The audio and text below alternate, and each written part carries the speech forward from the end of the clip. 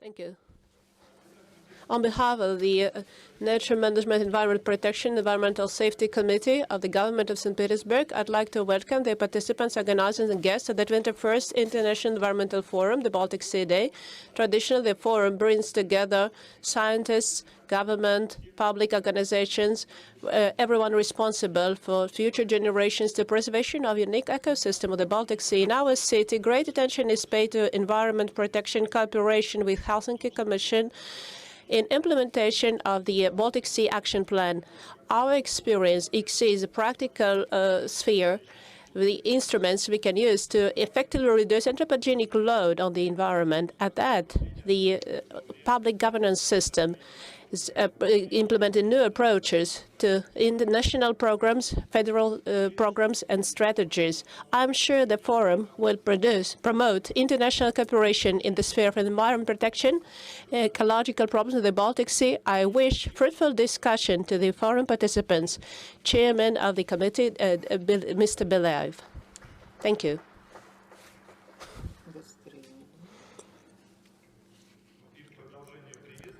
And by way of continuing the greeting, I invite the Ministry of Natural Resources of Russian Federation, head of the Russian delegation of HELCOM, Natalia Borisovna Tretyakova. Dear colleagues, I'll continue this tradition of speaking to the microphone, facing the audience with my welcome address. And I would like to read on behalf of the Ministry of Natural Resources and Ecology of Russian Federation, greet all the participants at the 21st Environmental Forum. Certainly this forum is held in a strange situation, but we are very happy that people were able to get together in the format which was available, and that's an important forum that should continue. We should continue. We cannot live without it for 2 years. So it's good that the event is taking place, and of course the Ministry of Natural Resources and Ecology of the Russian Federation pays great attention to this. Distinguished guests, ladies and gentlemen, yes, let me greet participants of the on behalf of Ministry of Foreign Resources and Ecology of the Russian Federation. For 20 years, coast of the Neva River blends together representative ministries, federal and regional, executive authorities, scientific and educational institutions, business, and the public from different states of the Baltic Sea region and beyond, forming a vast network of cooperation for implementation of common approaches towards the common goal, good environmental condition of the Baltic Sea. Each year, the world public is giving more and more importance to environment protection. I'm pleased to admit that international interest in the Baltic region as one of the most advanced and dynamically developing regions of Russia, and activity of the Commission, of HELCOM Commission, is constantly growing. Even in these hard times, we see interest towards the forum under the auspices of HELCOM and supported by the Ministry of Nature of Russia and the government of St. Petersburg. A slogan, Assessment of HELCOM Action Plan 2007-2021, Achievements and Challenges, signals a new stage of work on renewing a HELCOM Action Plan of the Baltic Sea of 2007 and adoption of the reviewed version. Very soon, a HELCOM session in October 2021, which signals the decision of the Baltic states, including Russia, to stay responsible for the destiny of the Baltic Sea and coastal territories, because environmental safety can only be ensured through joint effort. The International Environmental Forum, the Baltic Sea Day, over the years of its existence, became exactly the platform where executive authorities, scientific community, the form of an open dialogue, can share achieved results and advance experience in addressing the relevant environmental issues. I'm sure that the forum, the Baltic Sea Day, will promote a common view on further development of the region and mutually beneficial cooperation to achieve the common goals. I wish fruitful work to the participants and organizers of the forum. Head of the International Cooperation Department and Climate Change of Ministry of Natural Resources and Ecology of Russian Federation, Ivan Alexandrovich Kush. Thank you.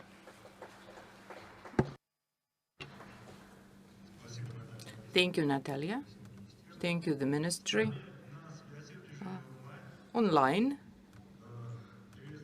the welcoming address from the Ministry of Economic Development of the Russian Federation will be given by the Deputy of the Ministry of the Integration Projects, Anna Popova.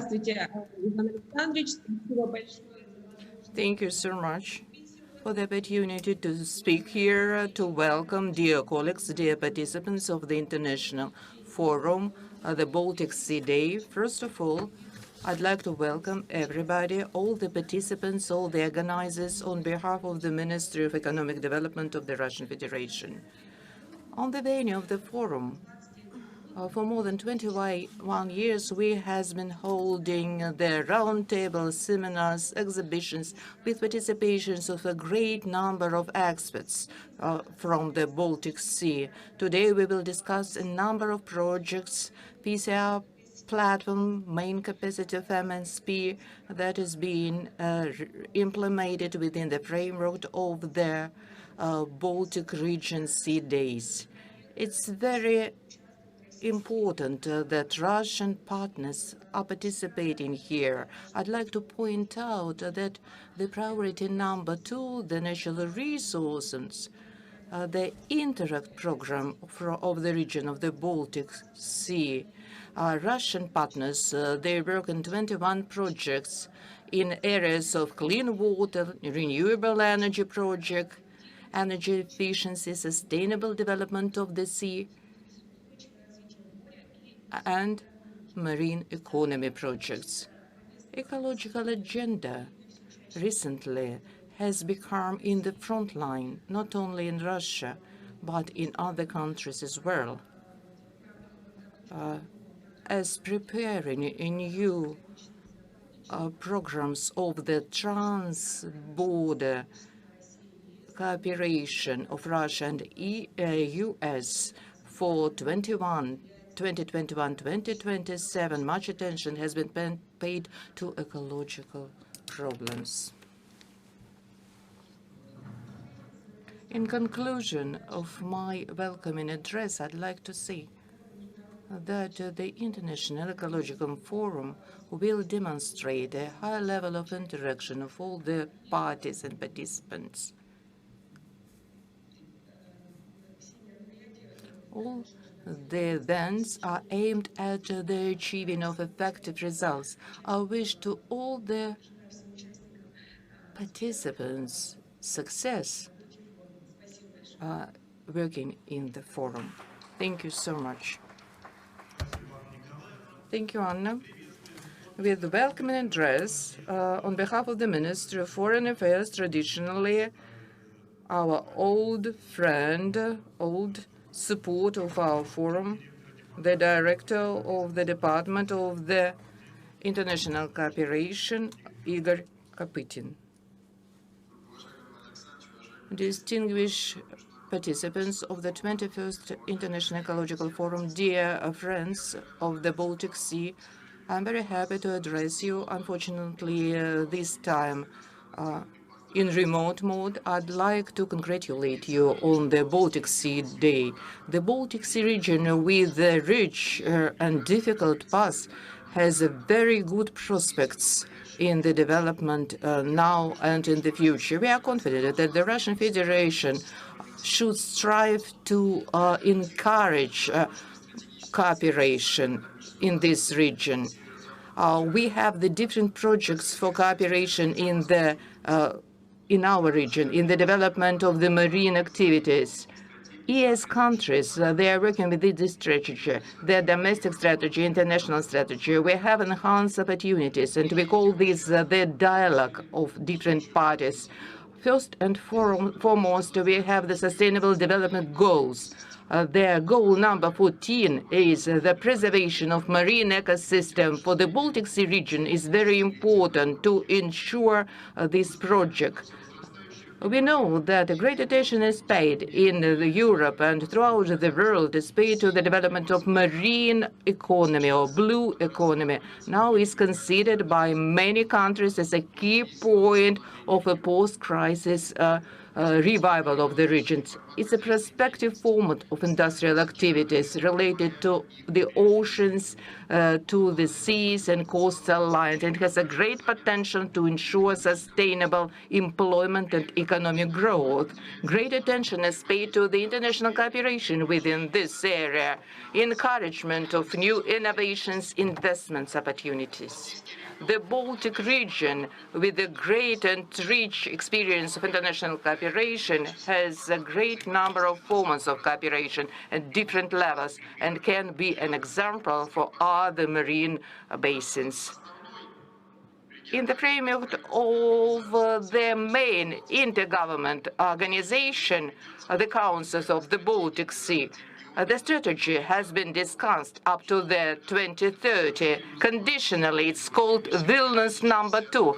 After they adopted in Vilnius in 2010, the document that is called the Outlook at the region in 2020. The strategy will give the collective vision of main multi-level cooperations for the following 10 years. Expansion, practical cooperation, strengthening the contacts between people. Great attention will be paid to the environment protection of the Baltic Sea region, the use of the ecological technologies. The goal of this work is to transfer the Baltic Sea region in an innovative and competitive, prospering region. We can't but mention the opportunity that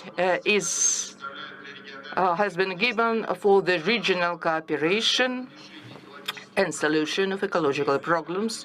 It's a joint policy between Russia, EU, Norway, and Ireland. First of all, I'd like to point out, well known for you, Nature Preservation Partnership of the Northern Dimension. It's a very important tool that contributed greatly to the improvement of the situation in the Baltic region. The partnership has a great advantage, a great opportunity to enhance cooperation within the framework of increasing financial flows in Russia. In 2021 up to 2027, the program of transborder cooperation that is being implemented from the city of Kaliningrad up to the city of Murmansk. The priority of this program is a green and low-carbon Europe. We share the importance of this priority project. This priority project is very relevant for multifaceted program of the development of the Baltic Sea region. It's a good tradition that in your forum, the meeting of Russian subcommittee of this program is being held that will discuss the priority areas of cooperation for the Russian region. Within the framework of this cooperation, of this forum, we will be a seminar developed to the spatial planning. It's cooperation between Russia and the Baltic Sea partnership within the Baltic Sea region. I wish all the success to all the conference participants. You are the representatives of the community, of the scientific research institutes. You will contribute greatly to the improvement of the conditions of the ecological conditions in the region. As the Russian Federation will contribute greatly to create favorable conditions for your activity, to implement the goals that are set to improve the conditions in the Baltic Sea region. Thank you, Igor Nikolaevich. welcome address from the Water Resource Management of Sweden, Mr. Jacob Grunner. Jacob, the floor is yours.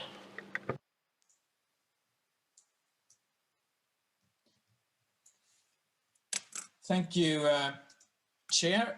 Ladies and gentlemen, my name is Jacob Grunner, and I'm the Director General of the Swedish Agency for Marine and Water Management.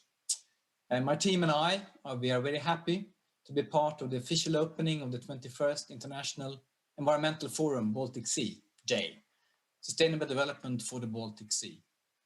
The Swedish Agency for Marine and Water Management is the responsible government agency tasked to protect, restore, and ensure sustainable use of freshwater resources and seas, including fisheries management. We are grateful to the Russian Federation for organizing this year's forum in a hybrid format, allowing for online participation as well as in person during the ongoing pandemic. We are fully aware that this is a challenge, but the efforts made by Russia in this regard is noted and welcomed by all participants to the forum, enhancing cooperation in the Baltic Sea region. We all certainly missed the opportunity to meet in person in St. Petersburg last year, 2020. That meeting was cancelled as the pandemic struck. Today, we are all learning and adapting to meeting online until we have the opportunities to meet in person again. HECOM's vision for the future is as relevant today as it was 4 decades ago. This year's forum has set itself an important task of evaluating the implementation of the current Baltic Sea Action Plan.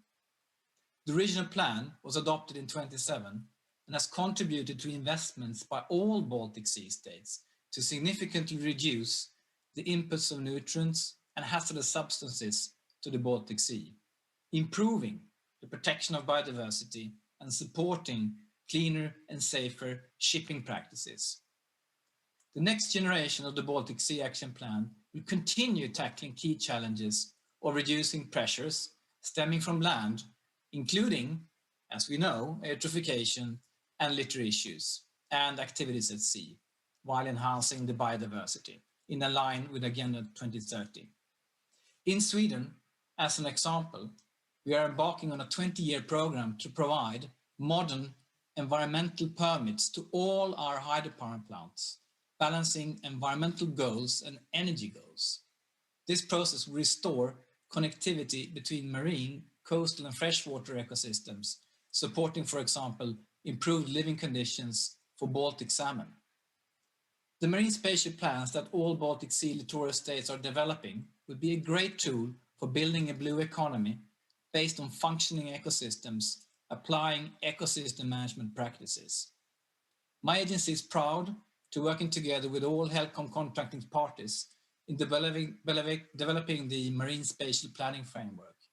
We are also pleased to work in a collaborative spirit to undertake cumulative impact assessments from various uses of the Baltic Sea. We will hear more during the forum on the tool Symphony that can be used for this purpose. Finally, I'm glad that we are working together with Russian stakeholders and other partners in applying the source-to-sea concept, thus identifying key investments to bring back the connectivity between the freshwater systems and the marine environment. Thank you again for organization of this forum, and we look forward to participate. Thank you.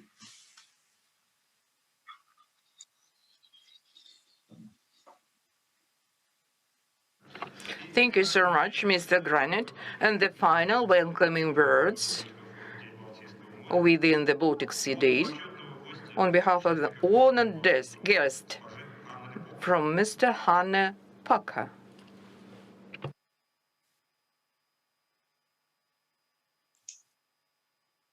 Ladies and gentlemen, dear friends, it's great that the Baltic Sea Day can be arranged this year. We are here sitting remotely, but it's so good to see you all and listen the latest news that is going on protecting the Baltic Sea. The Baltic Sea Day in St. Petersburg has been already a tradition over 20 years HELCOM cooperation is even older than Baltic Sea Day. The structures of cooperation were agreed as early as the 1970s, when the world was really waking up to environmental problems. Work has been carried out with determination to improve the sick Baltic Sea. But as we all know, unfortunately, the disease in the Baltic Sea has proved to be long-lasting. The actions taken are carried out, although with a delay. The first Baltic Sea Action Programme was, as it has been already mentioned, it was adopted in 27. The goal was to have a good ecological status in the sea by 2021. Today, 2021, we know that there is still a lot to do to reach the target. The worst situation is probably in the main basin of the Baltic Sea, and climate change contributes to worsening nutrient loads in the Baltic Sea as water rains on bare ground in autumn and winter. The Baltic Sea Action Programme is currently being updated to allow ministers from the Baltic Sea countries to adopt it as at the meeting in the autumn of this year. And I'm sure that these new challenges has taken seriously when this updating has been done. However, it's always good to remember that everything for the clean Baltic Sea doesn't happen in international or state level. There are many activities around the sea pushing forward the concept cleaning the sea. For example, many cities in the Baltic Sea have taken climate challenges seriously, both to the Baltic Sea and to urban development. For decades, NGOs have also been working resolutely for a clean Baltic Sea. And I would like to mention also tripartite cooperation Finland, Estonia and Russia related Gulf of Finland. It has been very successful between ministries, researchers and NGOs. Cooperation is important for continuously improving the state of the Gulf of Finland.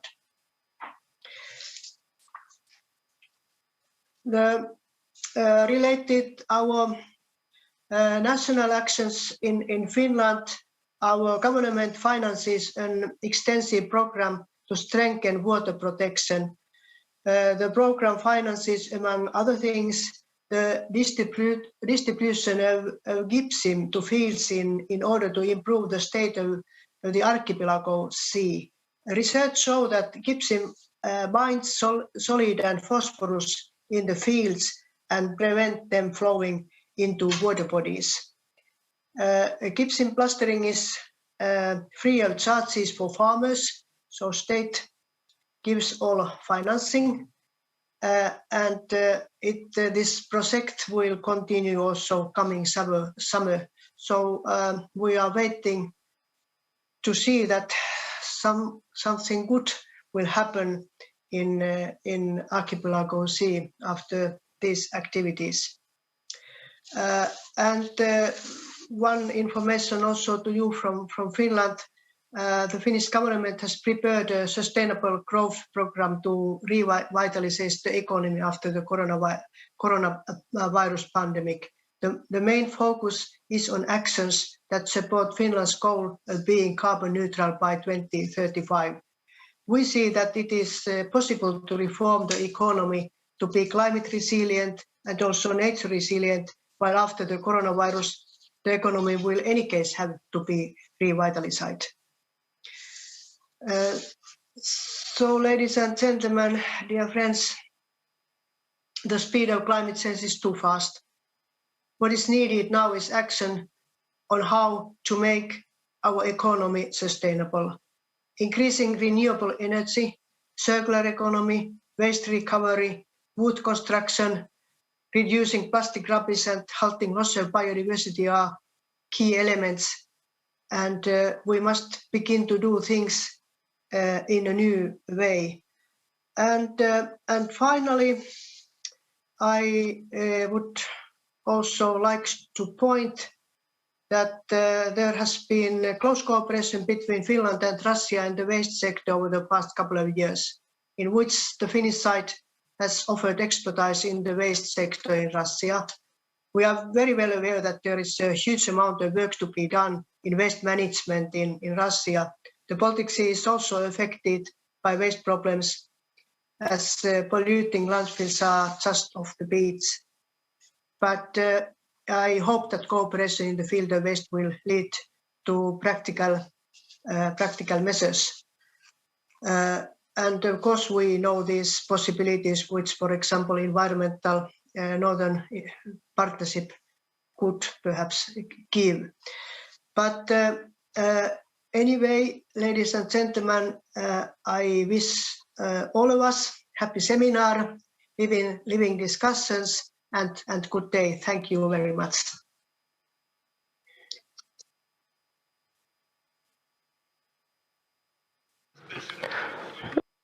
Of Natural Resources and Ecology of Russian Federation have something special for you. Пожалуйста. Спасибо.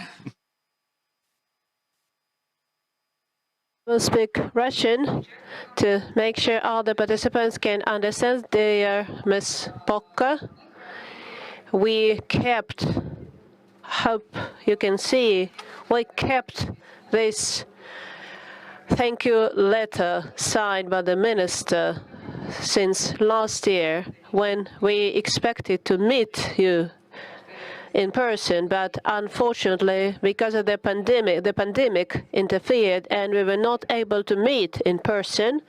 But fortunately, the forum is taking place this year, so we will pass this thank you letter on to you, signed by the Minister of the Natural Resources and Ecology of the Russian Federation, who thanks you for your contribution to preservation of the biodiversity and ecology of the Baltic Sea and the Arctic region, protection of the Arctic Council, and successful development of bilateral ecological cooperation between Russia and Finland.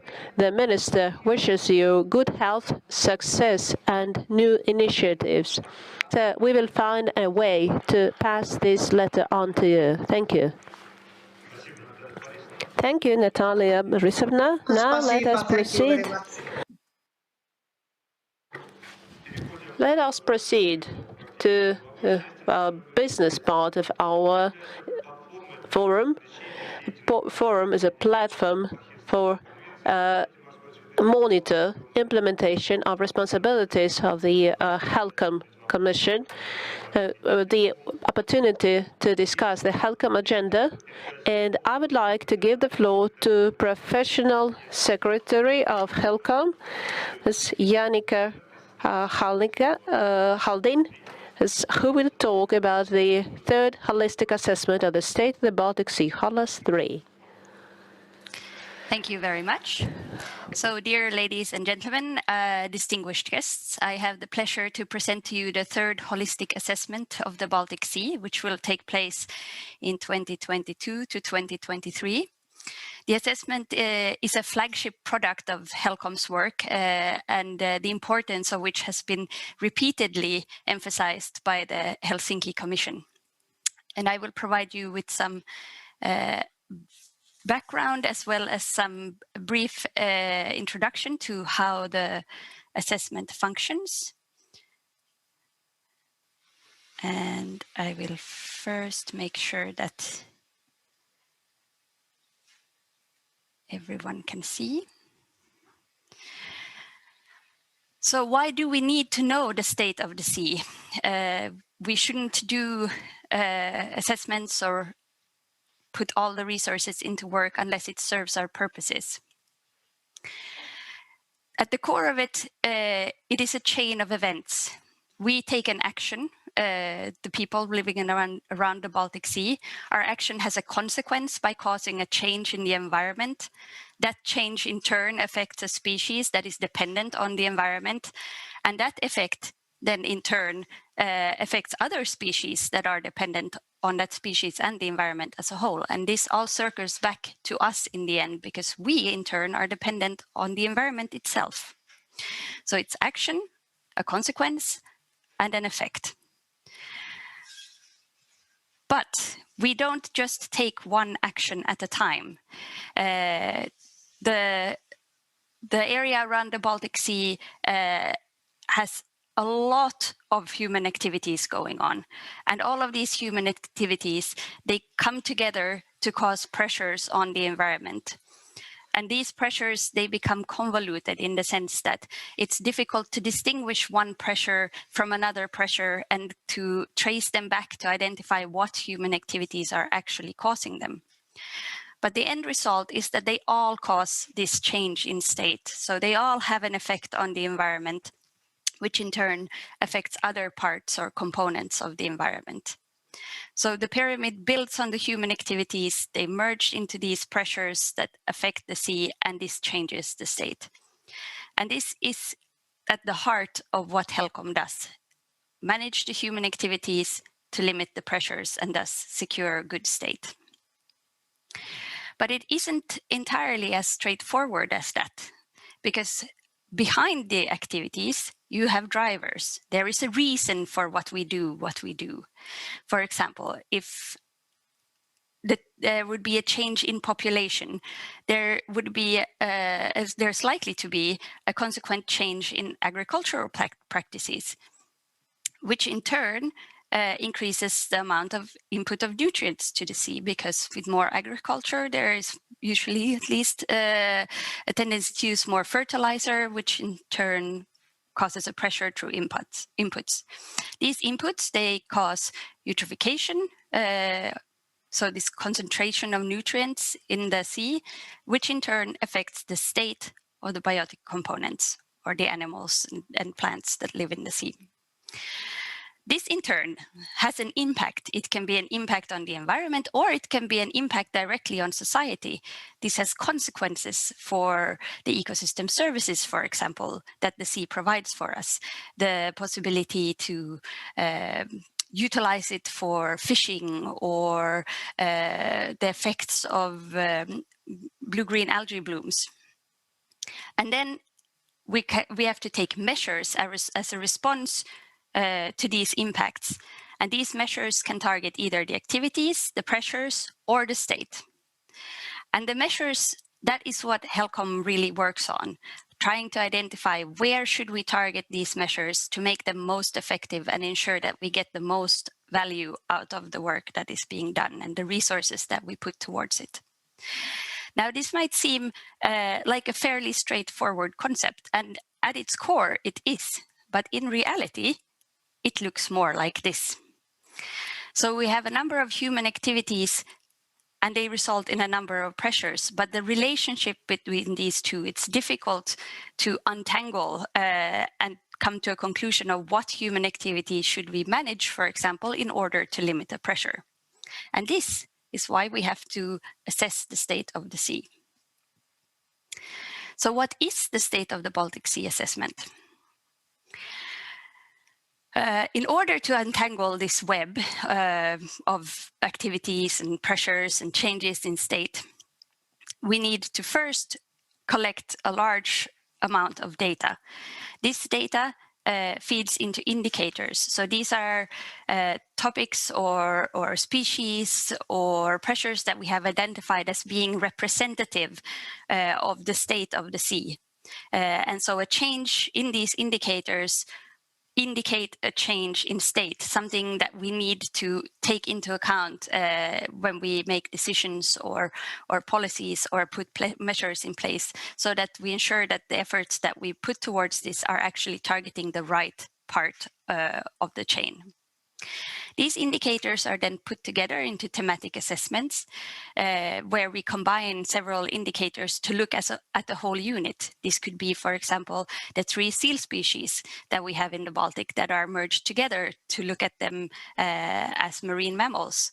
It could be the nutrient inputs that we have of both phosphorus and nitrogen that come together to show us the results for eutrophication. And these are then in turn all put together into a summary report that is the report on the state of the Baltic Sea environment. So this is how we go about it. And we have done 2 of these assessments so far, HOLAS 1 and HOLAS 2. And I will now present a little bit of the results from HOLAS 2 to give an indication of what kind of information we can expect to get from a holistic assessment. What you see in this slide here is an overview of the indicators that we assessed for the second holistic assessment that took place in 2018. You can see the results for each topic and for each area of the Baltic. Red indicates poor status, green indicates that the threshold value has been reached, and so status could be considered to be good. White indicates that there is no assessment for this at the moment. And as you can see, unfortunately, red does prevail in these pictures, but we do have some green as well, and some indications that we are moving in a better direction. I will now use eutrophication as an example to show what we then do with these indicators. So as I mentioned, we have data, then we have indicators, then we have thematic assessments, and then the State of the Baltic Sea report. So I will use the indicators that we have used for eutrophication to show what the integrated assessment or the thematic assessment actually shows us. When we combine all of these indicators, they provide an integrated assessment about a particular topic or theme, in this case eutrophication, which can be both shown as the status in a graph, which is what you can see on the bottom of the slide. This indicates not just is status good or bad, it also indicates the distance to target. So how far are we from reaching good status? It also presents these results in a map format so that we can identify in which areas do we see a higher challenge or lower challenge, where should we target our measures on a spatial scale. And this is what we would show for a large number of different topics. As you can see here, the thematic assessment for eutrophication is in the middle of the slide, but similar assessments are done for all of the topics that are presented in the column on the right-hand side, which means that this really is a holistic assessment. It takes the approach to assess everything from plankton all the way up to economic and social analyses that define how we function as a society around the Baltic Sea. But so how can these results then be used? So the results that come out of the thematic assessments and the indicators and the holistic assessment itself, it provides decision makers and authorities with information on the status of the environment in the waters that are relevant for them. It provides information on the spatial variation of status. We can see where we have improvements or where we can see that more measures need to be put in place.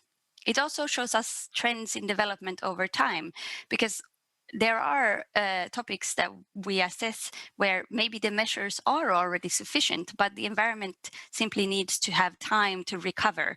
And we can see this recovery taking place when we look at the trends across time. It shows us the distribution of the various pressures that are affecting the environment, but also of the human activities that underpin them, and links these two together. So it gives us a concrete way to disentangle the web and find out what activities are causing the pressures. So where should we target our management? And it helps us to follow up on the effect of our measures. There is no way to say if a measure is sufficient or not if we don't also have a possibility to see a positive change in the environment. But that is what it shows us about the current situation. On the other hand, we can use it to guide future decision making, and it is often used for this purpose. When we know where we have areas in poor state, we understand where to put measures in place. When we understand what is causing the poor state, we understand what those measures should be, what the urgency of it is, and it helps us to target the resources that we have to where they would do the most good. And where should where should we target our measures and what activities do we need to manage? So when we have a clear link from the change in state all the way back to what activities has caused this, it tells us what activities we need to consider in greater detail when we try to manage our activities for the sake of improving the state of the Baltic Sea.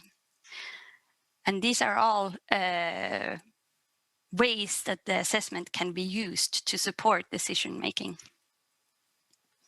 So the next assessment, or the third holistic assessment, will run in 2022 and 2023, with data submission starting in late 2021, so late this year. A data call will be submitted for all these various data strands to all the countries around the Baltic Sea still this year, so that countries can prepare the data sets and deliver them to HELCOM so that they can be used for the purpose of assessing the state. And then beyond 2023, the third holistic assessment will then inform decision making across the Baltic for at least the coming 6-year period, until we then hope to have the next holistic assessment or our next possibility to follow up on the change in the state of the Baltic Sea. Thank you very much for your attention.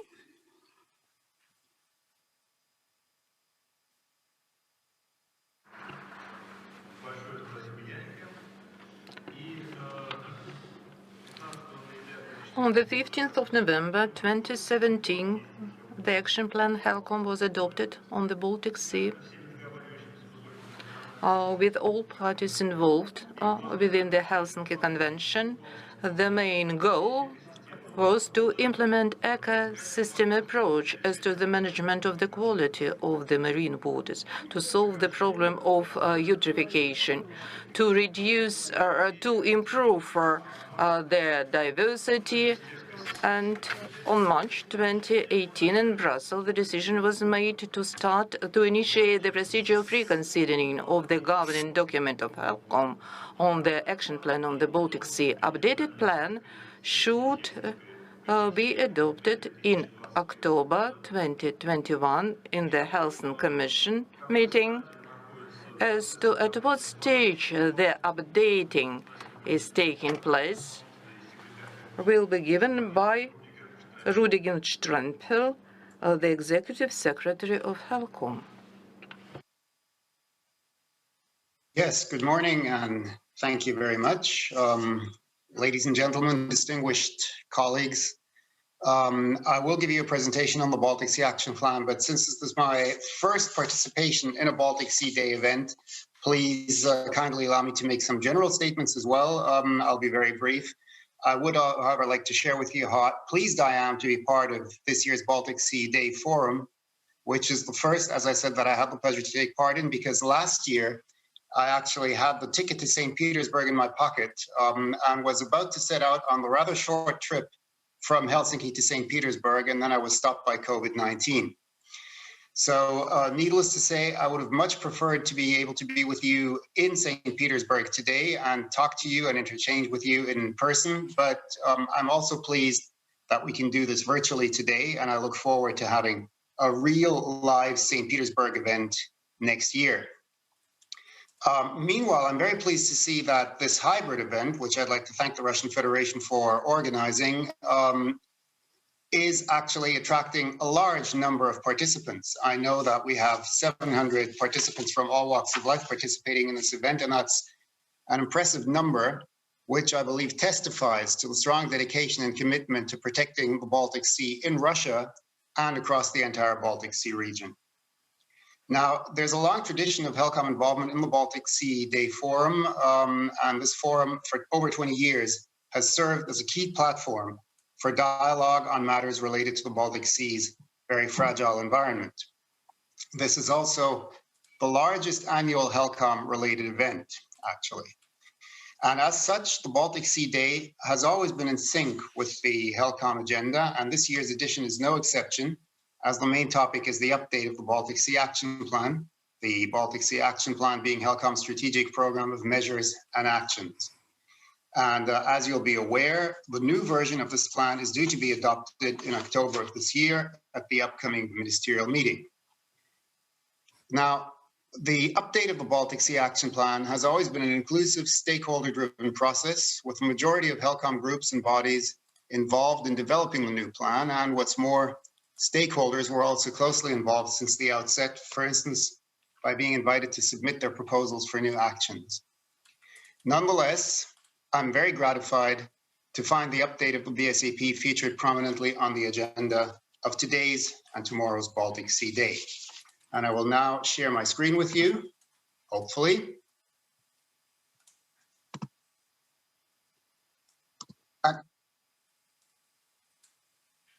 I'm very sorry.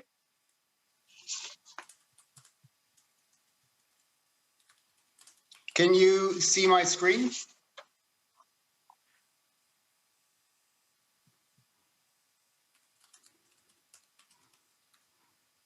Hello? Yes, we do.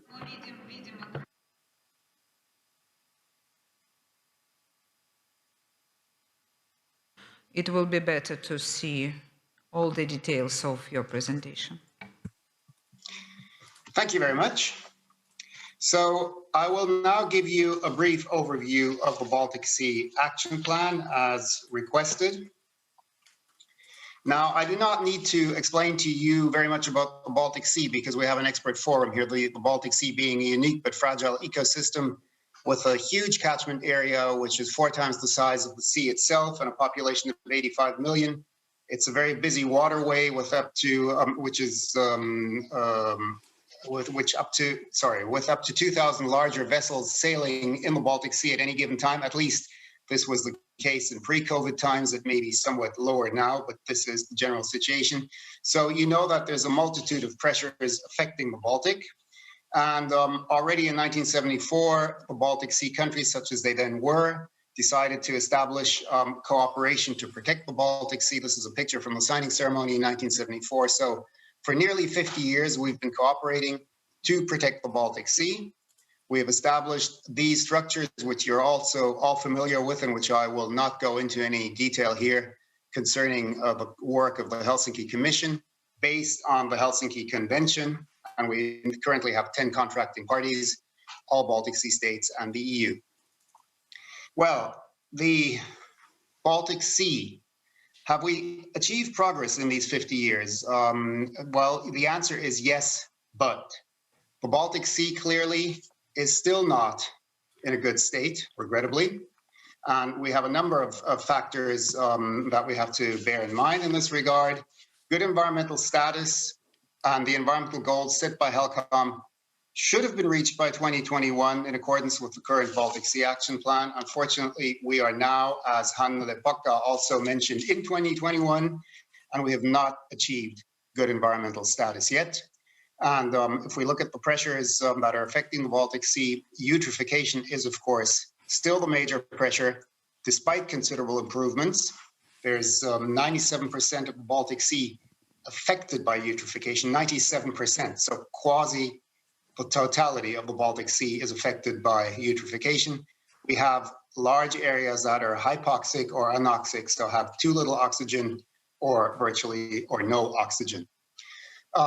There are, of course, losses incurred by this. They have been calculated at being 3.8 to 4.4 billion euros annually due to eutrophication alone, for instance, in the tourism sector.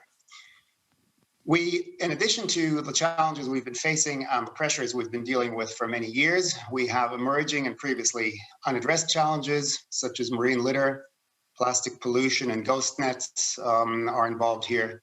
We have the so-called forever chemicals, the persistent organic pollutants, POPs. We also have an issue with pharmaceuticals, underwater noise, seabed disturbance, climate change. And if you recall Jannika's presentation of a few minutes ago, we're looking at the overall ecosystem and we're looking at biodiversity. And we have to say that, unfortunately, the Baltic Sea's biodiversity is not in good condition. And this includes marine habitats, marine mammals, such as the harbor porpoise and the ringed seal, and fish, which are all in some ways affected. What are the reasons for this delay? Well, you have 4 on the right-hand side of the slide here. There's the ecosystem lag. There is the emergence of new challenges which are compounding or at least contributing to the other challenges. We realize that some measures have not yet been implemented, and some measures that we decided to implement might not be sufficient. So we have the Baltic Sea Action Plan. What is the Baltic Sea Action Plan? I've mentioned this earlier. It is HELCOM's program of actions for a healthier Baltic Sea. And it was adopted in the year 2007, indeed with a view to improving the situation of the Baltic Sea Action Plan. Regrettably, the target date was 2021, and we will not achieve good environmental status by 2021. But in any case, let me briefly tell you what the Baltic Sea Action Plan was about or is about. So we're talking about science-based actions. We're basing ourselves on a long-term vision and actions which are underpinned by solid science. So these are not random decisions. They are science-based decisions, which overall is a hallmark, of course, of HELCOM work. All of this is based on regional and cross-sectoral acceptance. The BSAP is widely accepted across the Baltic Sea region. And only if it is widely accepted across the Baltic Sea region, of course, can it be functional and can it achieve its goals. We have achieved, due to the Baltic Sea Action Plan, a reduction in nutrients and hazardous substances. This is in part at least related directly to Baltic Sea Action Plan actions. We have some improvements linked to the Baltic Sea Action Plan, as for instance in the case of seals. And we've also achieved progress with regard to cleaner and safer shipping. We have fewer maritime accidents and spills, and we have cleaner shipping practices. Nonetheless, and I keep having to repeat this, and this is going to be the topic of today's discussions as well, the Baltic Sea Action Plan adopted in 2007 has not yet achieved its goals, and therefore it needs to be updated.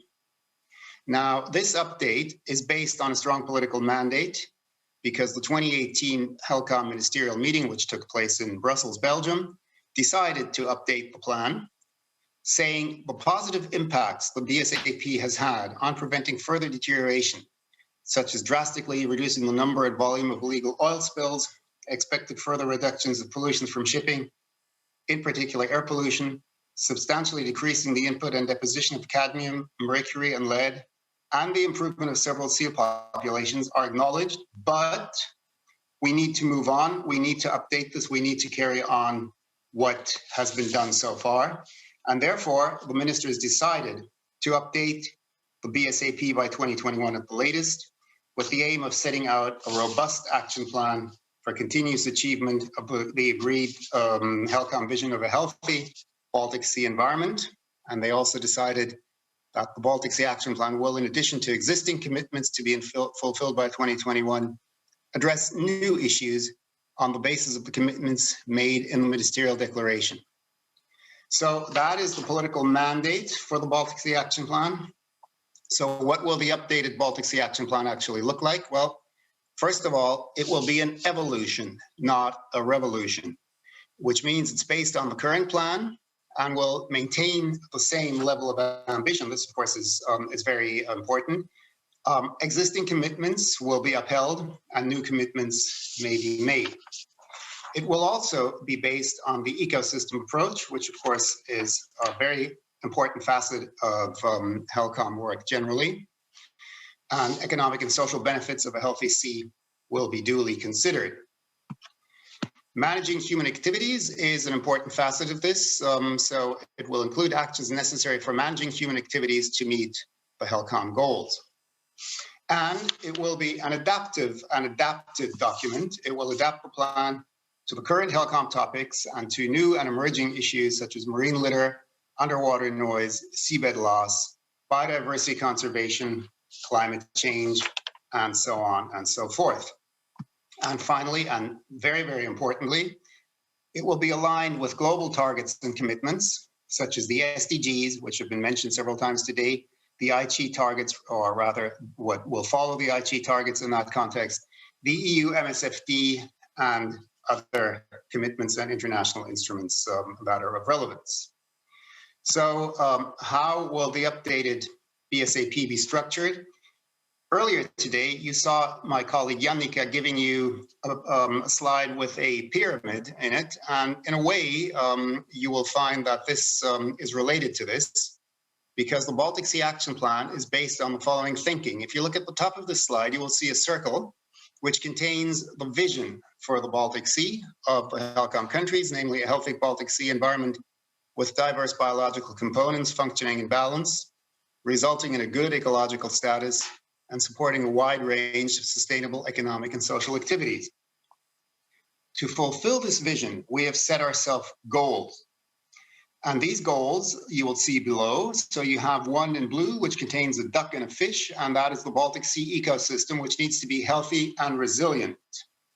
And we have further goals underneath, which are triangular in shape in this graphic, which are a Baltic Sea unaffected by hazardous substances and litter, environmentally sustainable sea-based activities, and a Baltic Sea unaffected by eutrophication. And below that, you will see horizontal actions which are cross-cutting, such as climate change, monitoring, maritime spatial planning, economic and social analysis, financing, hotspots, knowledge exchange, and awareness raising. And if you look at this graphic from bottom to top, so you will see that the elements basically are interlinked. And to achieve the vision, we need to achieve the goals, and the triangular goals basically pay into the account of achieving the goal in the rectangular box, namely an ecosystem that's healthy and resilient. So that is the structure and the thinking behind the Baltic Sea Action Plan. Now, the Baltic Sea Action Plan obviously does not exist in a vacuum.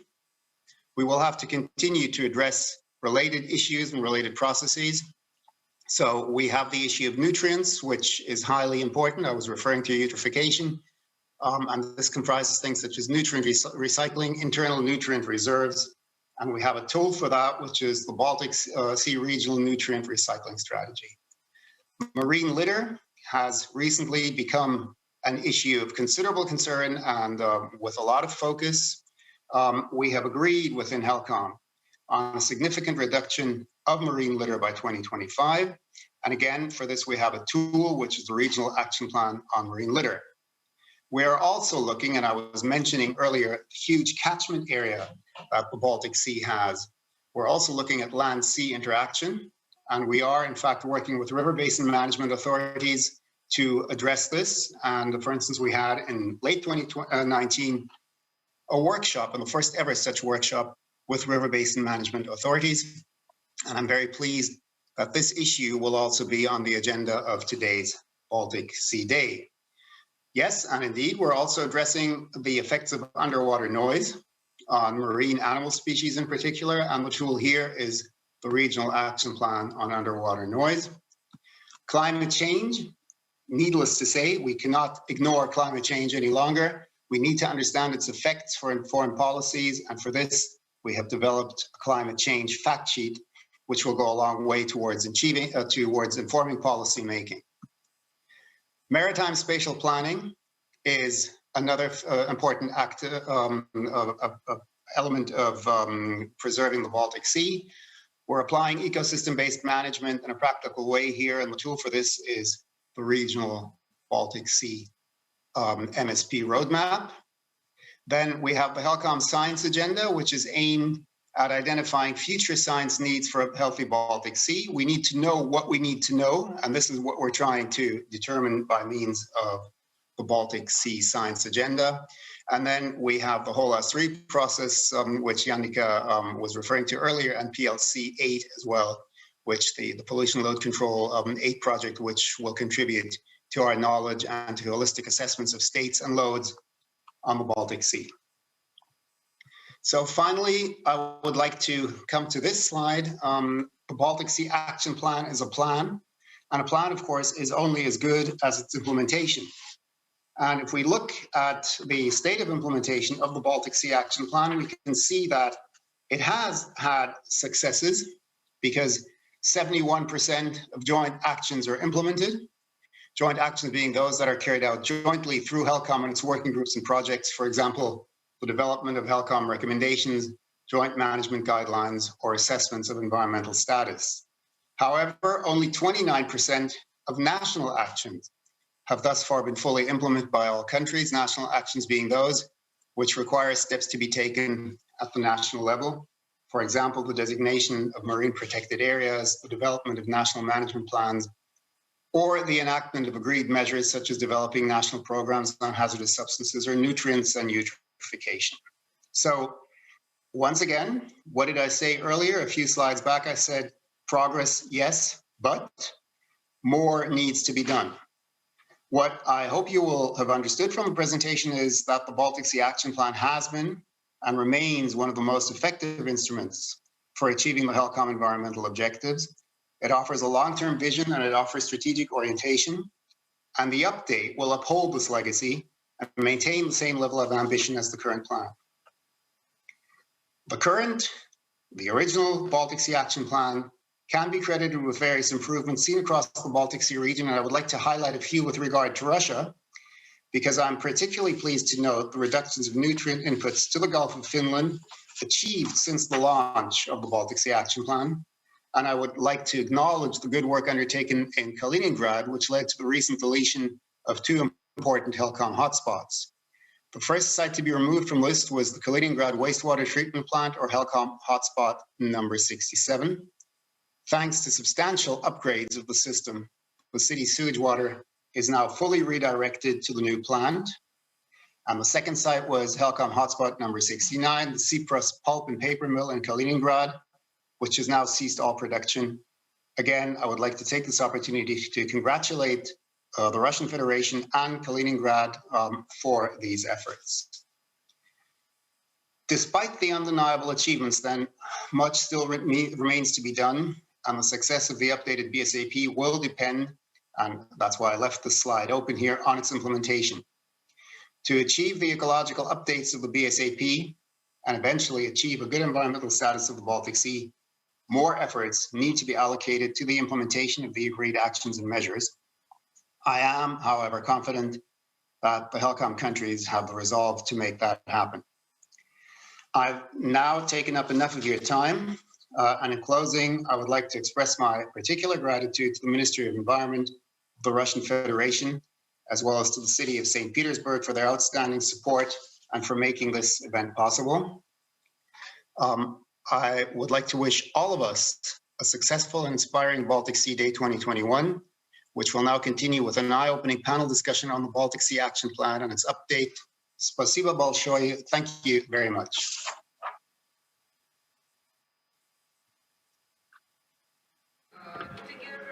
Thank you very much, Rudiger. On behalf of Ivan Alexandrovich, I'd like to close this part of the official opening ceremony.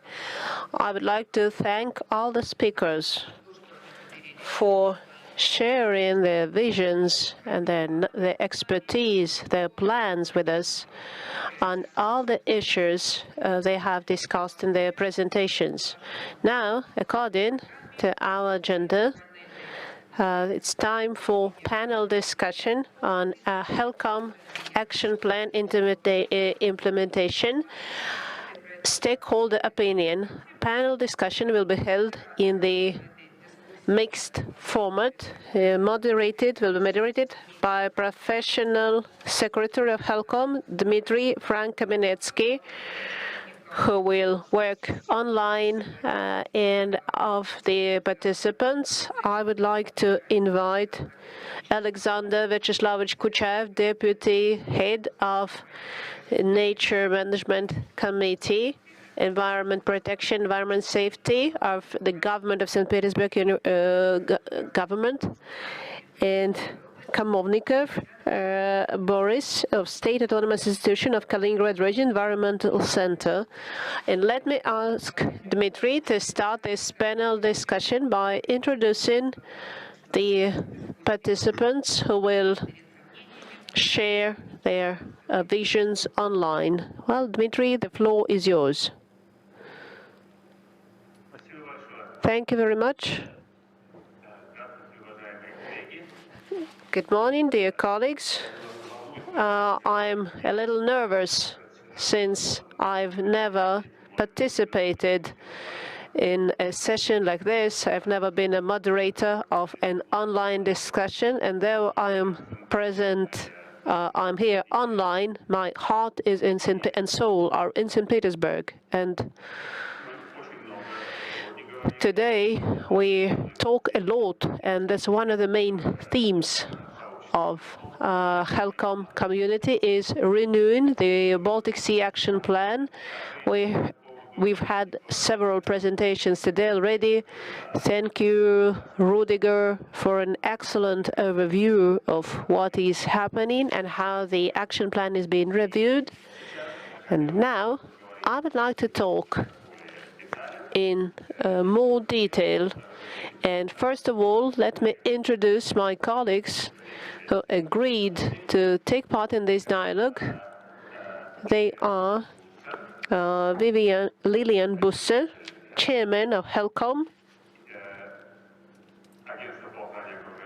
Environment Protection Agency of Germany. This is Attilia Thoresson, Director of Regional Program of Wild Nature Foundation of Sweden, and Jakob Hangberg, Head of Swedish Delegation of HELCOM, Ministry of Environment Protection of Sweden. I'm trying to figure out the tools to moderate this discussion. They look very new to me. So the first question, the first point, so we heard a lot that the goals of the action plan have not been achieved, but it cannot be that over a period of 14 plans, this program was in action. I'm sure it's not possible that no serious improvements have been achieved.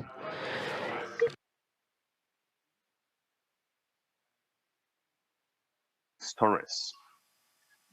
Dear colleagues, how could you identify the main success stories of HELCOM and its contracting parties under the implementation of the current Baltic Sea Action Plan? And to start this positive part of the discussion, I would like to invite Lilian as a chair. Just this pleasure. Please, Lilian. Yeah, hello everyone. Can you hear me? Can you hear me, Dimitri? Perfectly, Lilian. Okay. Please. Okay. Hello everyone, and thank you so much having me here on the panel. My name is Lilian Busse. I'm currently chairing HELCOM, and I started doing this July of last year. And so you ask about the success stories, Dimitri. So what I would say up front is it's already a big success that back in 2007, all the contracting parties actually developed and then agreed on a Baltic Sea Action Plan. We all are involved in these discussions, and you know how hard it is to actually agree and then finally adopt in 2007 the Baltic Sea Action Plan. So I think this is already a big success in itself. We heard before, it also has a big acceptance between different sectors and in different regions. So this is also a success, and we have also ambitious levels and ambitious ecological indicators like we heard before. So I think this is already a success, but you also ask about specific success stories. And so I think I would like to share 5 of them, 5 points quickly. And some of you have heard already from Jannika and Rüdiger from HELCOM. And I think the first one, and one of the biggest threats, like we heard, is eutrophication and nutrients. And we were really successful with the Baltic Sea Action Plan that was adopted in 2007 to reduce the nutrient and phosphorus inputs to the Baltic Sea. And we already saw some recovery. We all know we have to keep working on that. And I think it will be also helpful in the future to actually employ some models to see how well we do and how the recovery will be in the future. And from some modeling that a university has done, so if we hadn't done anything, then the Baltic Sea would be in a catastrophic situation. So one of the success story is we already reduced the nutrients and we're making progress, but some more things have to be done in that respect. Second, hazardous substances. We also heard about that from Jannika. the holistic assessment showed that we were quite successful in some areas of the hazardous substances, that we reduced those. Also here, we also know we have persistent substances. We have to keep working on those. And we also know that there are more coming up every day, more substances, more emergent substances. But still, in some of this area with hazardous substances, we were able to actually show progress with the BSAP, the Baltic Sea Action Plan from 2007. We also already heard about the maritime activities. You heard we have cleaner and safer shipping. We have less incidents and less oil spills. Definitely a big success from the last BSAP. Biodiversity, we heard about that. You know, the gray and harbor seals, actually the population is growing. Good success story, we have to keep working on that, but also that 13% of the Baltic Sea is now marine protected area. I would say this is a really good success story. We still have to keep working on the biodiversity part, but I think we could show success and we have to continue working on that. And then I said 5 points. My last point is that we really worked on the dialogue between the different stakeholders with the cooperation, awareness raising, joint effort and capacity building. This is a big point that we implement the last BSAP that's currently in place, but this will be also one of the major points how we will move forward with the new BSAP. I think with this I will close, and I hope in a couple of years we can share some success stories with the newly adopted BSAP that we will hopefully adopt by fall of 2021. Thank you, Dimitri. Yeah, thank you so much, Lilian. You covered so many things, and you really showed that things are not that bad. So then, despite Rudiger warned us that all targets of our Baltic Sea Action Plan haven't been achieved and we should do a lot, but there is a great success of that. And I would like to ask other participants, could you add something to Lilian's words? Can you find something specific, which is a success story, and what is important to mention from your point of view? And I can see that Jakob is ready to say. Yes, please, Jakob. Thank you, Dimitri. And first of all, let me just express my appreciation to all the organizers for organizing the Baltic Sea Days and the invitation to speak here. Yes, I think that was a very thorough run through, but there was one thing I would like to highlight. The HELCOM Maritime Group has been working very efficiently with shipping, and there's been a couple of things that has been adopted, such as the sulfur emission control areas, the so-called SICA and NICA also for nitrogen. So the Baltic has been designated as a SICA and NICA area, meaning that the ships have to use low sulfur fuels and adopt some exhaust gas cleaning when they come into the Baltic Sea.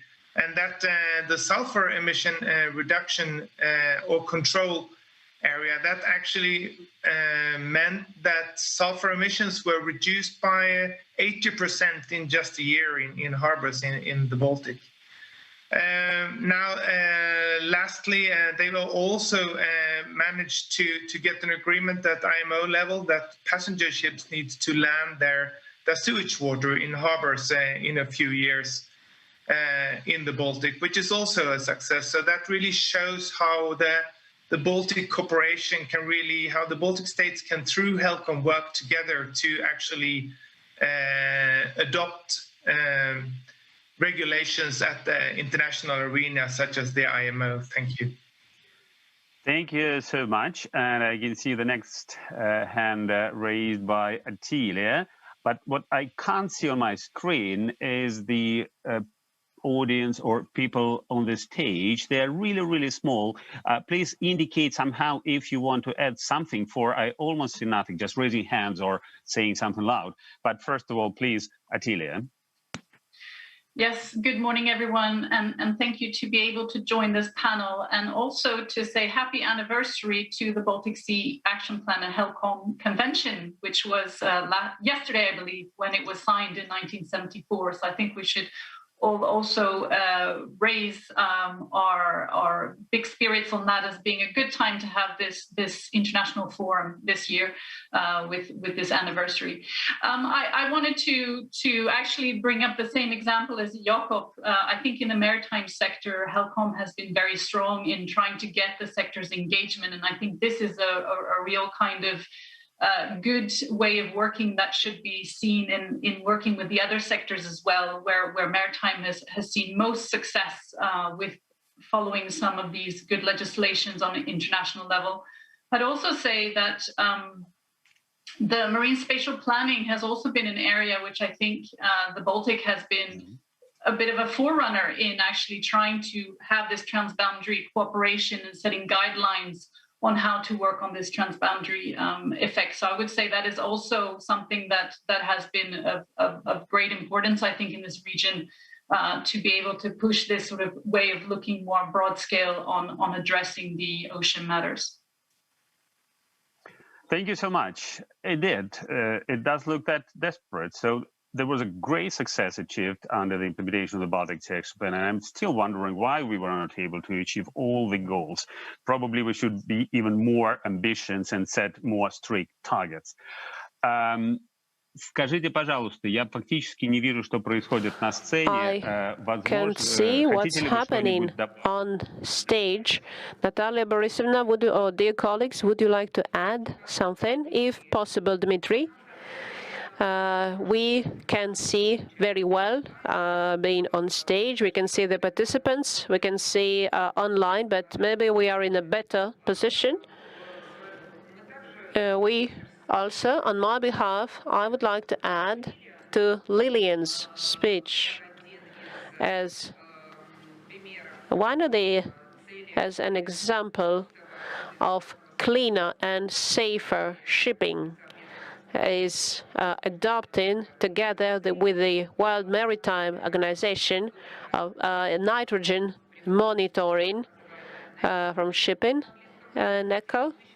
And I think this is a step forward from the point of HELCOM Action Plan, Baltic Sea Action Plan, interaction, cooperation with international organizations, and can be assessed, can be described as a success story of HELCOM initiatives. Moreover, this activity also was justly praised by, was awarded a prize in Sweden. And a contribution was made and this contribution was noted by the Helsinki Commission in this sphere. And I'd like to mention that participation of Russia in this sphere was quite big. That's something I wanted to add to what Lilian said. Thank you very much. If we have no further comments from a colleague from Kaliningrad and St. Petersburg, then let us move on with our discussion. The issue. So we have been discussing now success stories. We were smiling and everything looks quite bright and pink. Well, now I would like to turn the other side of this coin and look at the dark side of the Baltic Sea Action Plan. And what are the shortcomings? What were those obstacles which hampered achievement of the goals? Probably there are some objective issues, but there are some others. I'm thinking who would probably start that. And I think, may I invite Attilia as a representative of NGO to constructively criticize this intergovernmental organization, HELCOM. I'm pretty sure that your criticism will be for good for our work. please start this. Thank you, Dimitri. Yes, I think Rüdiger eloquently presented it now this morning in his review of the Baltic Sea Action Plan, and that HELCOM has done actually its own review of the implementations of the actions, where it was clearly seen that 71% of the joint actions, which often many of these actions are more set on putting guidelines, doing inventories, database, so very much set as work done, help with the HELCOM Secretariat, whereas the 29% of national actions that have been accomplished is really showing that implementation is not going all the way through on a national level. So despite these expressed ambitions the countries have when signing the Baltic Sea Action Plan and these original commitments that were set there, these decisions were taken still by an environmental ministry. So the issues are still being dealt with, as we saw. The pressures are coming from different sectors, are not involved in setting up the levels and ambition for the Baltic Sea Action Plan. You still have very much the sector by sector, ministry by ministry, kind of working on the different issues. And I think what's missing is this integrated, holistic way of trying to coordinate these issues in a better way. In Sweden, for example, we just had the opening of Jakob Granit, which is one way, as in Sweden has done, to kind of combine freshwater and marine issues together to have more of this holistic overview of these issues. There's still work to be done there, but I think this is where we need to move forward to.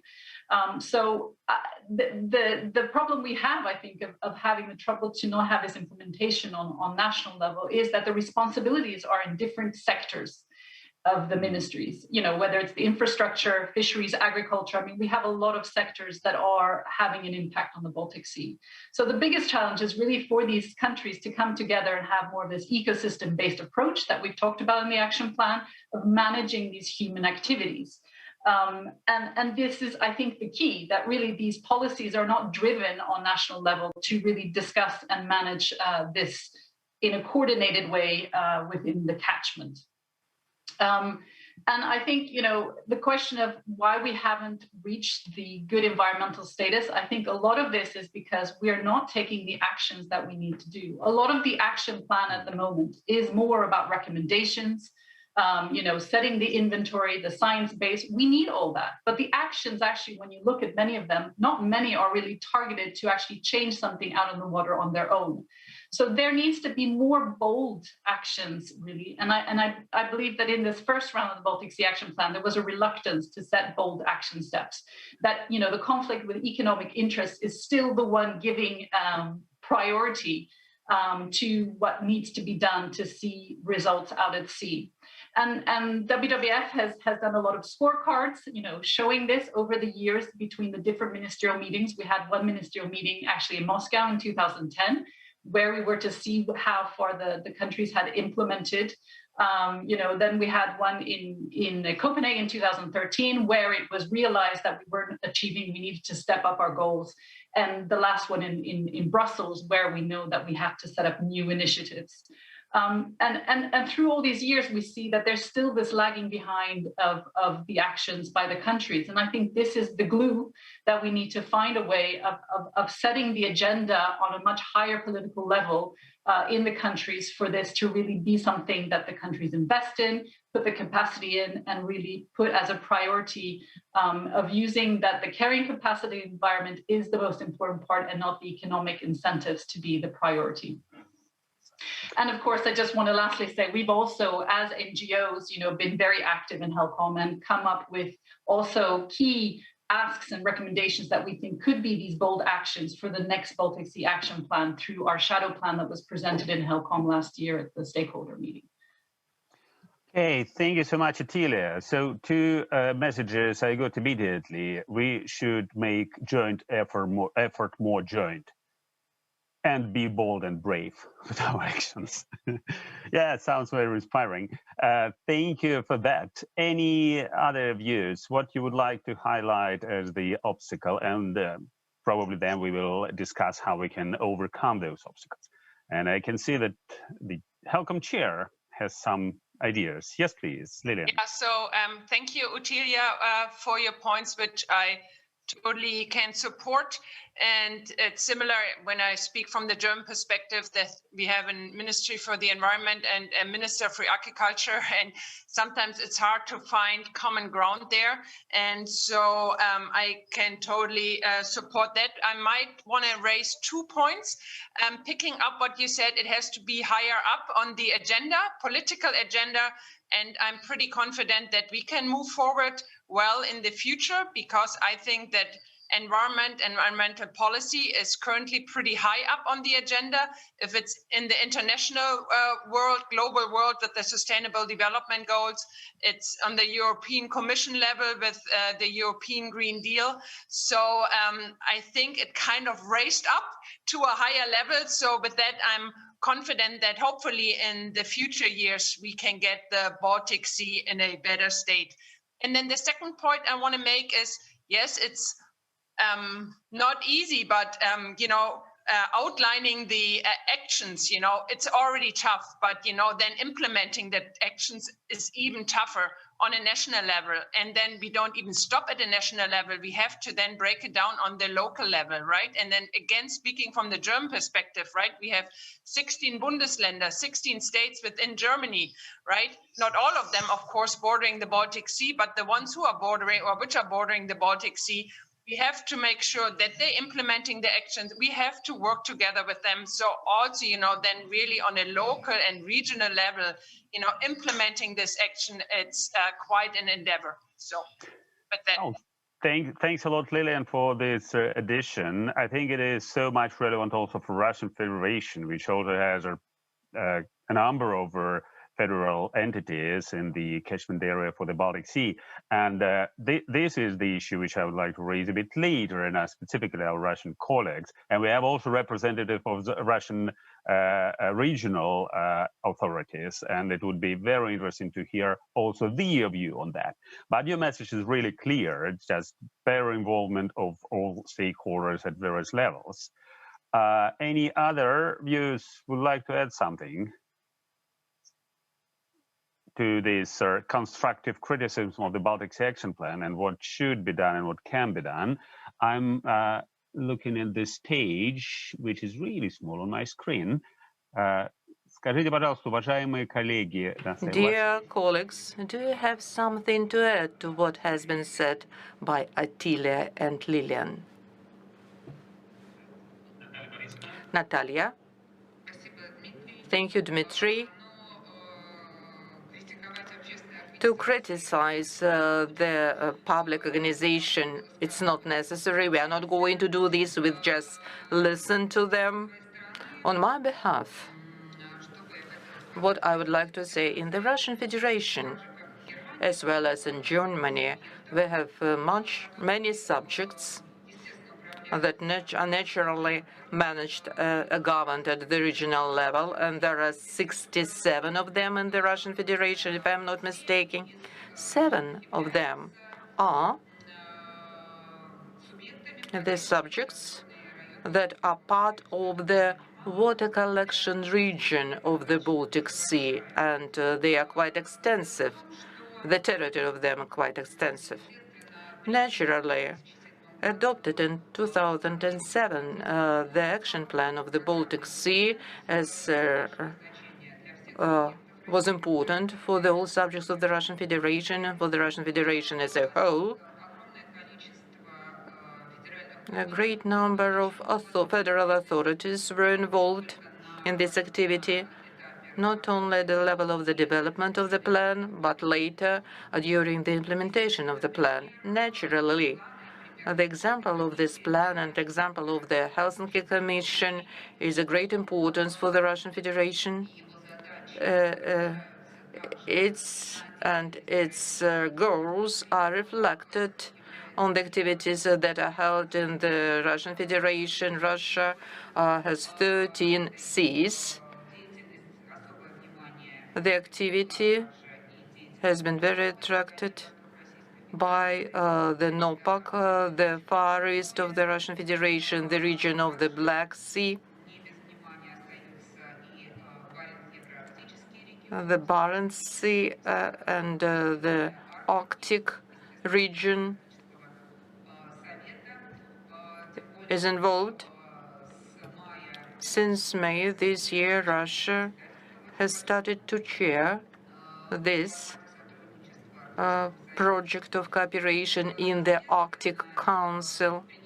Naturally, the implementation of the plan and acceptance of the plan is reflected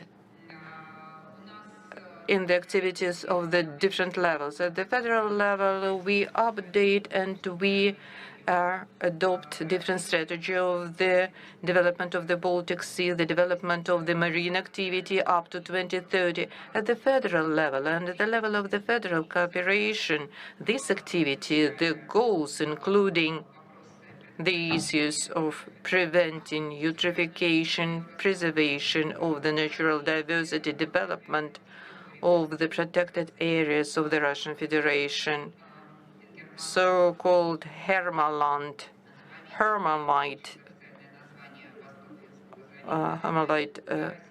conservatory grounds that is important for the Russian Federation. I think it will raise our data that has been presented by Mr. Rudike as to the fulfillment of the Baltic Sea Action Plan, BSAP. Naturally, without the roles of the subjects of the Russian Federation, it would have been feasible and wouldn't have been possible. At the regional level, much has been done to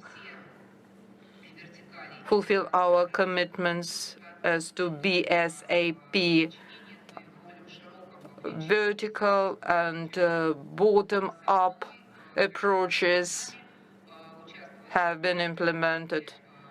Different representatives of St. Petersburg, the representatives from the Kaliningrad regions participate, and if they think that they would like to add up something, it would be brilliant. Thank you, Natalia.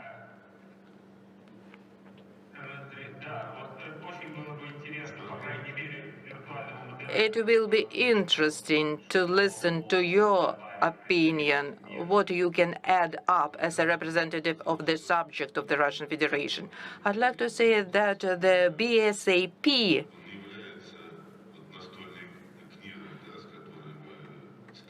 is not just a book that we have on our table, but in the Kaliningrad region,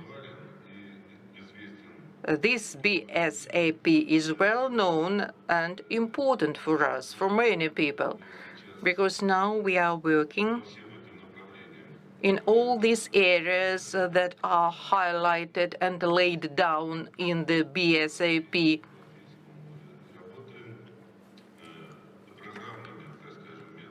We have been working using so-called program methods. We have our national projects and international programs, Russia, Poland, Russia, Lithuania.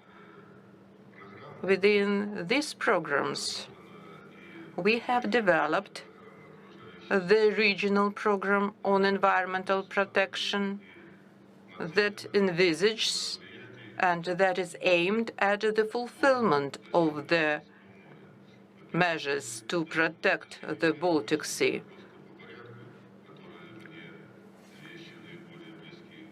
And I'd like to point out in the following order that is very close to me. And we participate in the national project that is called Clean Country. In 2019, on the 8th of March, their document was signed to eradicate the huge landfill in one of our regions. And from the Google, and in the Google you can see this from the space. The next point is the action that has been done to prevent eutrophication of the Baltic Sea and Kaliningradsk and Kursk harbor. It's unprecedented unprecedented number of purification facilities were built, including the levels laid down by HELCOM as to phosphorus and sulfurs. There is the project related to the coastline or resort towns. It's been done by TASIS, the final work by TASIS. In the majority of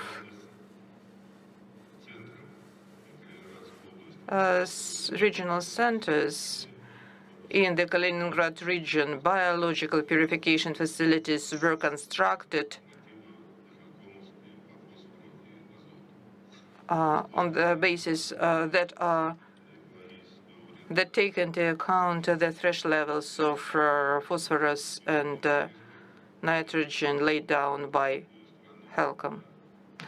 We submitted applications within the projects of Clear Country for recultivation of the regions and preservation of the unique water sources.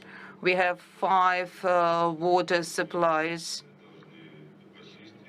and up to the end of 2021, we have to clean them as to renewing of their biological properties. Much work has been carried out.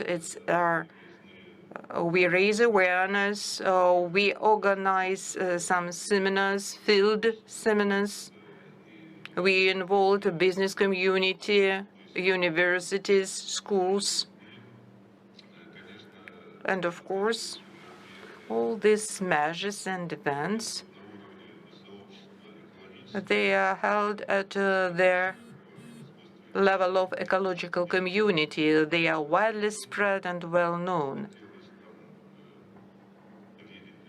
What are the prospects for us? Now we are participating in the 4 projects. Interact. It's the region of the Baltic Sea. And they are institutional in nature. It's microplastic. The Council of Water Management Companies. But we want more pilot projects, infrastructural projects that will demonstrate real results, stepping based on the theoretical grounds. Thank you so much. I'd like to listen to St. Petersburg. Thank you.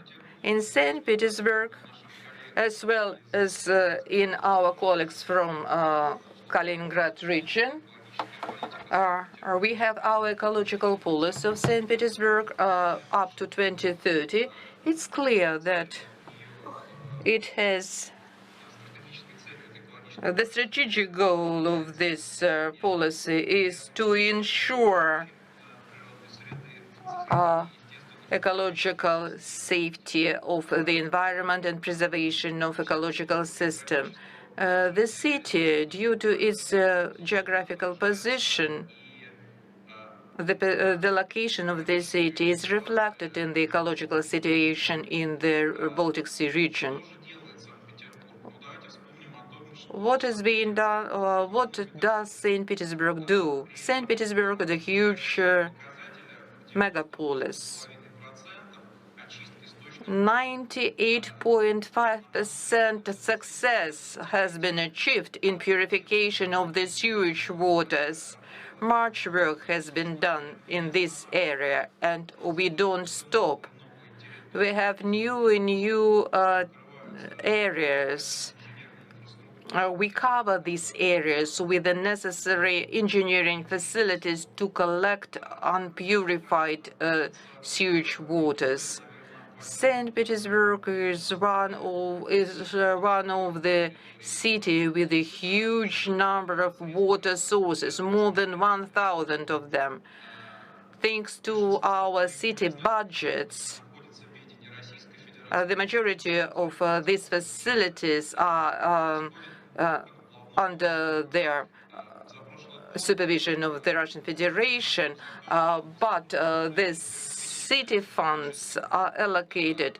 4,000 cubic meters are handled as to the plastic waste that we collect from the surfaces of the water sources.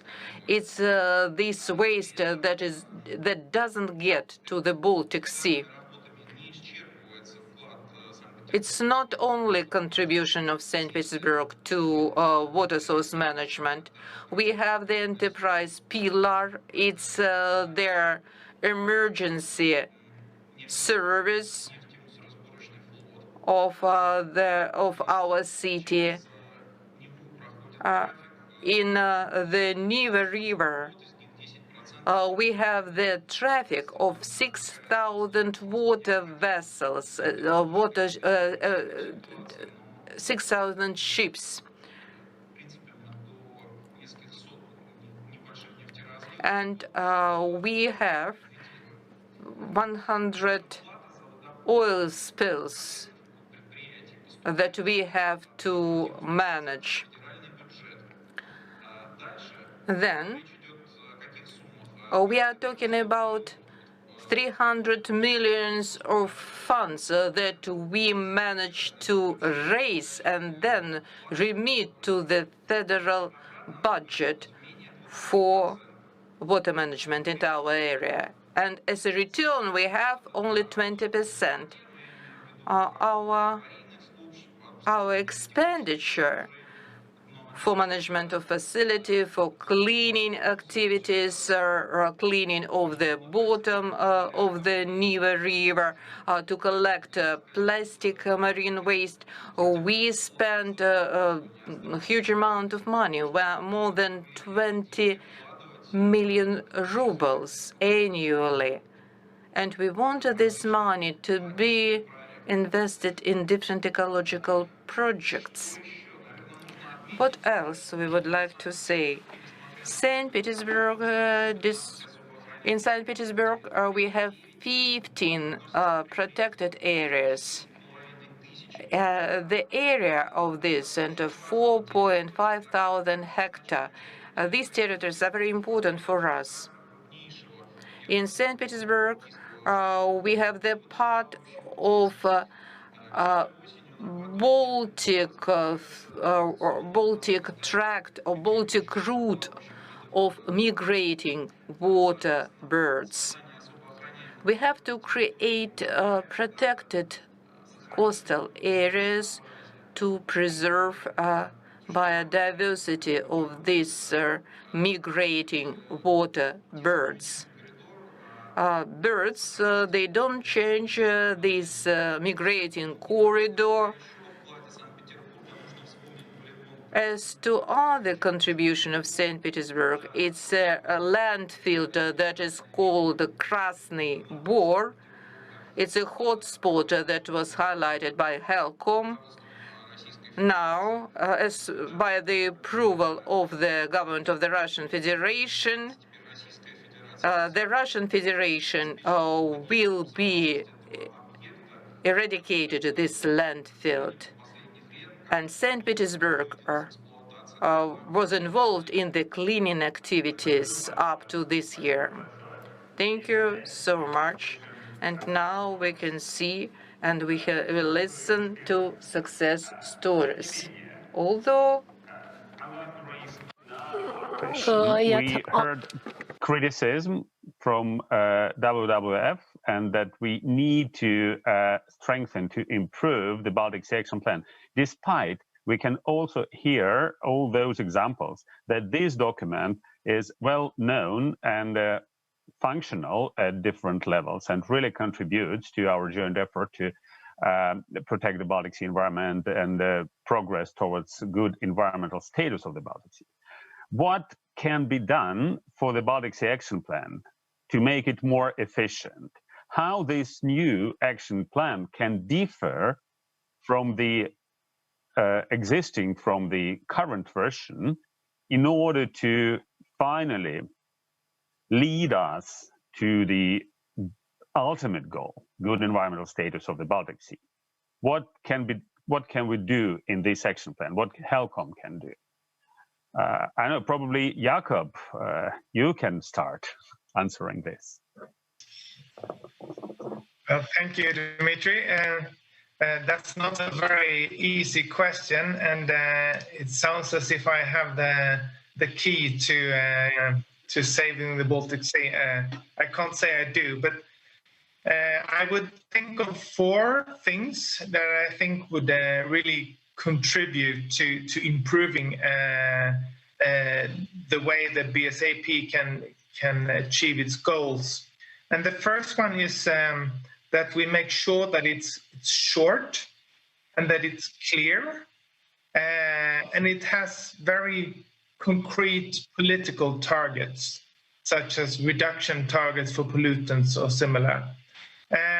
And why this is important is because it has to be understandable for the public, so anybody can understand what it is, and it has to be politically interesting. And as you just said, one of the reasons for the success of the present plan is that it has had a high political interest, and it's super important that we keep that high political interest also of this updated Baltic Sea Action Plan. So that's the first thing. The second thing many have touched on previously, it refers to the cross-sectoral sort of way that the Baltic Sea Action Plan is formulated in. This means that the plan has to be formulated in a way that it has political support not only from the Minister of Environment, but also from fisheries, agriculture, shipping, and so on, as many has pointed out. And therefore, it's really important that those ministries are also, to a high degree, involved in formulating those different parts of the Baltic Sea Action Plan. So it becomes very relevant for those sectors. Not the least is it important that the plan expresses a political will to provide the necessary financial resources and the policy changes that it's needed, really. Otherwise, it's not going to happen in the municipalities or in the regions, as some others have pointed out. The third thing I would like to point to is that the action plan has to be concrete and measurable. As someone also said before, the present plan has had parts which has been quite difficult to actually measure and to be able to say whether we have done it or not, because it hasn't been concrete enough, and that has made it even more difficult to implement it on the local scale and on the municipality scale. So that's also something we are working with right now to actually make some parts of the old plan more concrete and measurable and move those into the new plan. So that, I think, is an important part.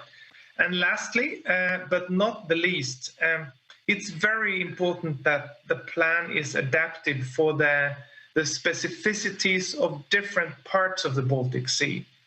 And to reach that, we need the participation of experts from all the Baltic states, so that we get not the least the expertise, but also that experts from all parts are participating and setting up the different actions needed, so it becomes relevant for all those areas and both sectors and areas.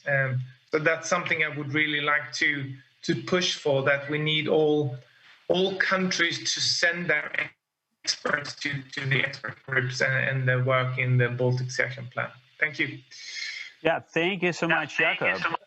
Summarizing quickly, I would like to recall the phrase which Kaliningrad started the speech, that Baltic Sea Action Plan is not a handbook in their routine work.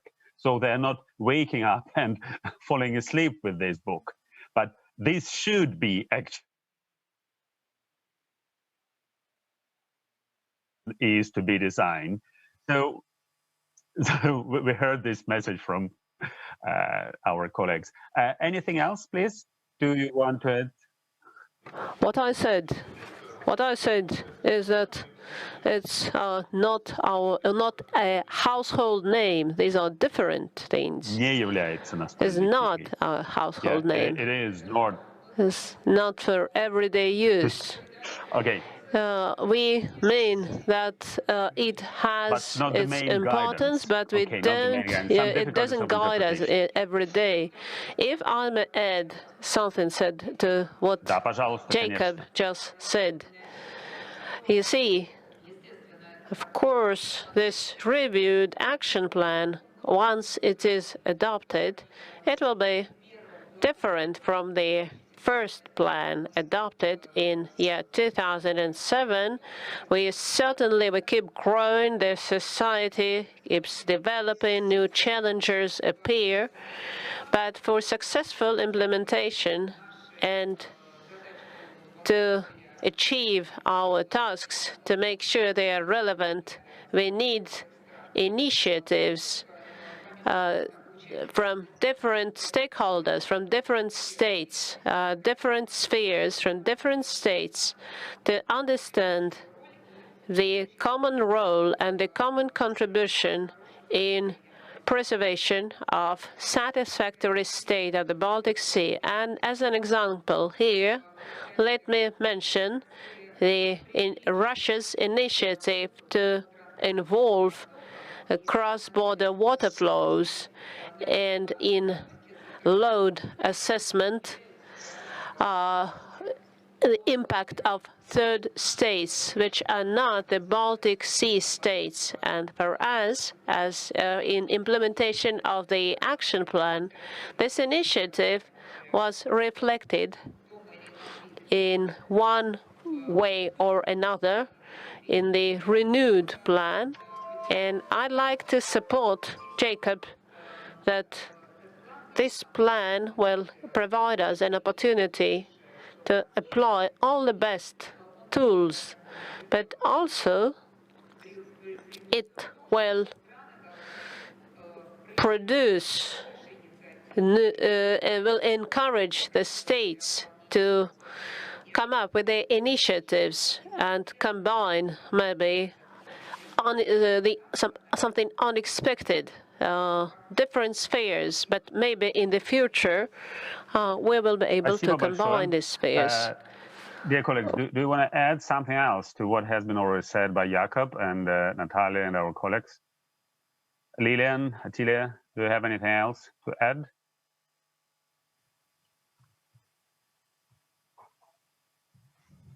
Yes, Lilian, please. Maybe I add one more point. I absolutely support what Jacob said, but I think what's important is that we learn from the past, the last or the current BSAP, and we did this sufficiency of measures. So we looked at the actions and see what worked, what didn't work, why some weren't implemented, how can we move forward in the future. Basically, that we learn from the BSAP from 2007, and we have done in HELCOM an analysis, we call it SOM, the sufficiency of measures, and that we take that information into the new plan, learn from that, and move forward with that. So I think we already do that, but I think that's an important. Thank you so much, Lilian, for this addition. And I saw that Attila also has something to add. Yes, please, Attila. Yes. Thanks, Dimitri. Yeah, no, I can completely just support Jakob, and I think the points that he has set out are actually very good points that I would fully endorse and agree on. I think seeing the process it is now is that sort of ambition of wanting to bring that cost sector is still not coming there. So I want to really stress that part, that the ministries need to work together, and I'm glad to hear that there is that. That support on the local level, and I think that needs to work more. That we've heard in the examples for St. Petersburg and Kaliningrad. Also have these issues that are challenging, emerging issues, where I think we are still missing a lot, and we're lagging behind in this region. One of them is climate change. One of them is seabed disturbance. These are two actions where we are lagging behind, I think, both on sort of translating the science maybe into policy. I think some of it we can't wait all that much more for the science to come, because we just don't have the luxury to wait, because these are emerging issues that are really important. And I think that's where we need to see a bit more of bold action, as I've said before. So I totally agree on these points that are here, but I think what we need to learn from the action plan is that it's going too slowly. So we really need to, as Jakob said, set clear targets with targets that need to be met. I think a lot of the actions had no targets, or have also had targets but then have been missed because of the unclarity. So I fully support the concrete set targets, get the political agenda on it, and making sure that this is translated into all policies on a sectoral level, the national policies, which trickles down to the regional municipalities, as we've also learned that this is really important to get all stakeholders on board. Yeah, thank you so much. And thank you so much, dear colleagues, for your active contribution and participation in this discussion. We are running out of time, but I have one very specific question, which I would like to ask in the very end. You probably all know that chairmanship in HELCOM is taken in alphabetic order by countries. And I just recently calculated that Sweden will take this chairmanship in 10 years, exactly at the time when the action plan, which is under development, will be accomplished. And I want to ask Jakob, just to pretend he is a prophet, and how could you foresee priorities of Swedish chairmanship in 10 years period? If you can answer. Thank you very much, Dmitry. No, I very much appreciate that question. I would say like this: if we think of one of the main things of the current BSAP, which is the total allowable inputs for nutrients that we agreed in 2007, I think it was, where we agreed to try to reach the 1950s level. That sort of agreement has really produced a good outcome, where we all agreed where we wanted to go, and on the basis of that, we could decide on how much we needed to reduce inputs to the Baltic Sea. However, for the whole ecosystem as a Baltic, today we have a vision, but it's quite vague. It's not measurable.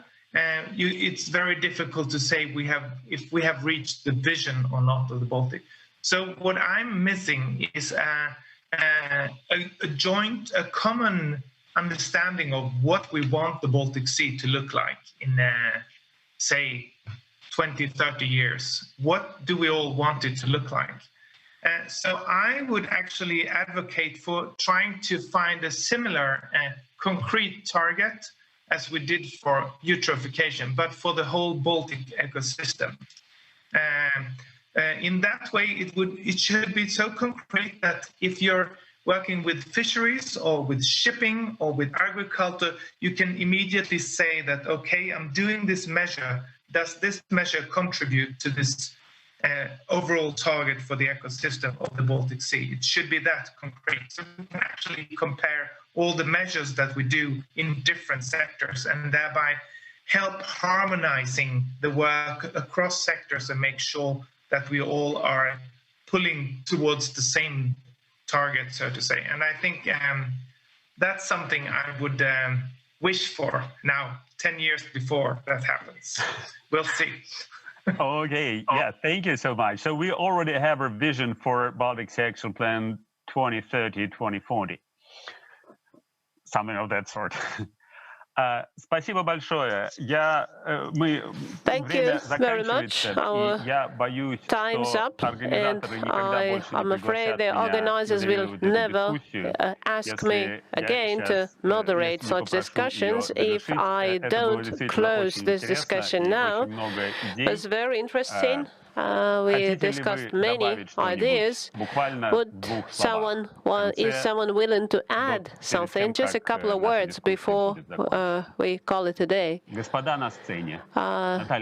Natalia, dear colleagues on stage, maybe I'd like to say that many new ideas have been suggested, and there's nothing significant I'd like to add.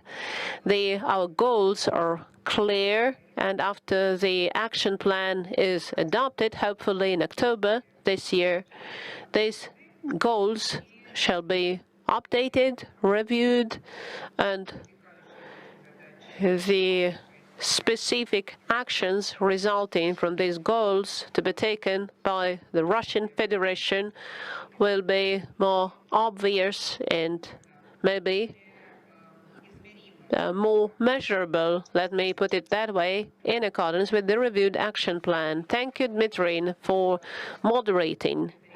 And from the point of this mixed format, I think it's a little hard to follow the liner discussion, but it was still very interesting, and hopefully next year we shall be able to attend this forum in person. Thank you very much.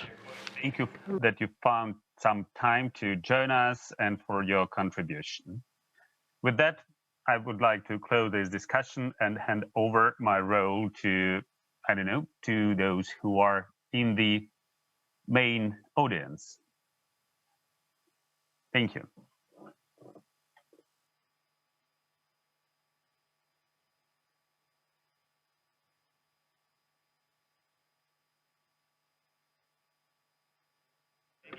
Dear colleagues, as you know, at the Baltic Sea Day, we have a tradition that, with the help of our colleagues and partners, Vernadsky Fund, we award.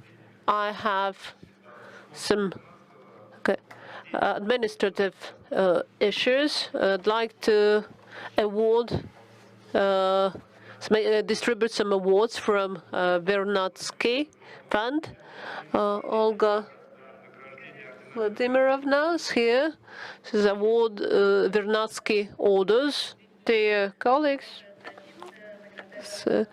it's a good tradition to award those signs of Vernadsky, and today, as agreed with the forum organizing committee, we have 4 awards to distribute, and some of these awards waited for the entire year, and finally it's going to happen. So let me start the award ceremony for significant achievements and success in environment protection in St. Petersburg, for contribution to International Environmental Forum, the Baltic City Filipov, Nikolai Borisovich, Secretary of the Forum Organization Committee.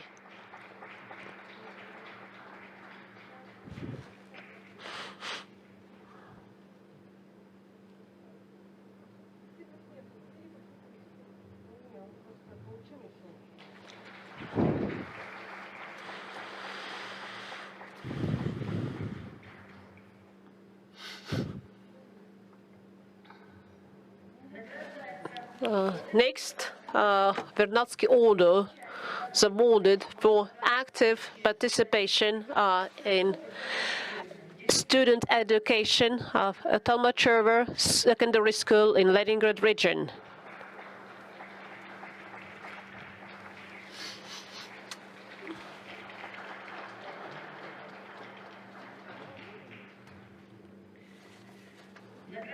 Next, for many years of cooperation for maritime environment preservation, Mr. Harry Jakob Huchter. I understand he's not with us, but Vladislav Borisovich, could you please pass the award on?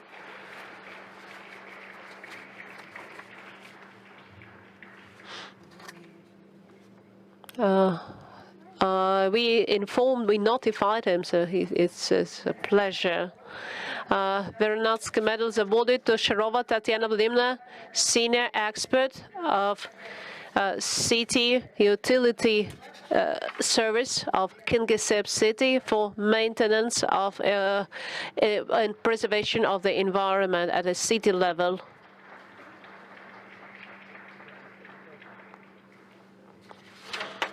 Thank you very much. We always stay with you. Thank you, Vernadsky Foundation, dear colleagues. Now, please pay attention. There's a door on the right. You will find some volunteers who'll take you to lunch. The organizing committee invites all the participants to eat lunch at Hilton Hotel. The second announcement, panel discussions will start at 1:30, so please do not be late. And summing up of the Baltic Sea Day will take place tomorrow, on the 24th of March, at the Organization Committee session at 2:30. At that, our plenary session is closed. Thank you very much for your participation, and bon appétit.